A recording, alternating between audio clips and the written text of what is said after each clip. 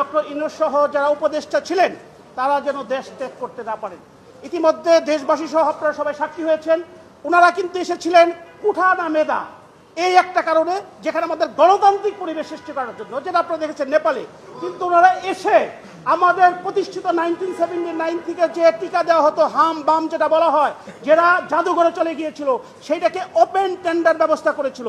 যে কারণে ইউনিসেফের আমাদের কান্ট্রি ডিরেক্টর উনি বলেছিলেন Rana forward, God sake please don't do.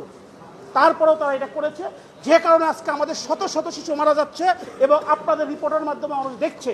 আপনাদের আরেকটি কথা বলে রাখি, এখনো বাংলাদেশে আমার মা বোনদের অনেকের বাচ্চা ইনফ্যান্ট শিশু অসুস্থ হওয়ার পরে হসপিটালে যাওয়ার মতো যোগ্যতা তাদের নাই, তাদের রিপোর্ট কিন্তু আপনাদের কাছে আসে না, তাদের সংখ্যা আসে না। এই যে হত্যাকাণ্ড, এটা পরিকল্পিতভাবে, কারণ হচ্ছে ডক্টর ইউনূসের আরেকটি ইনফরমেশন আপনাকে দেই, উনি শুধু ওনার এই বাংলাদেশ গ্রামীণ ব্যাংকের শেয়ার চেঞ্জ করেনি, সম্পদ শুনেছেন, সম্পদ নামে যেটা আপনার নগদের মতো বিকাশের মতো একটা, যেটা কোটি কোটি টাকা লেনদেন করেছেন, আদম ব্যাপারে লাইসেন্স থেকে সবই নিয়েছেন, সে আর ধারাবাহিকতায় এই আমাদের জীবনের সাথে সম্পৃক্ত, যেখানে জিরো লেভেলে চলে গেছে হাম বাম যেটা, সেটাকে উনি বন্ধ করেছেন শুধু প্রাইভেটের জন্য।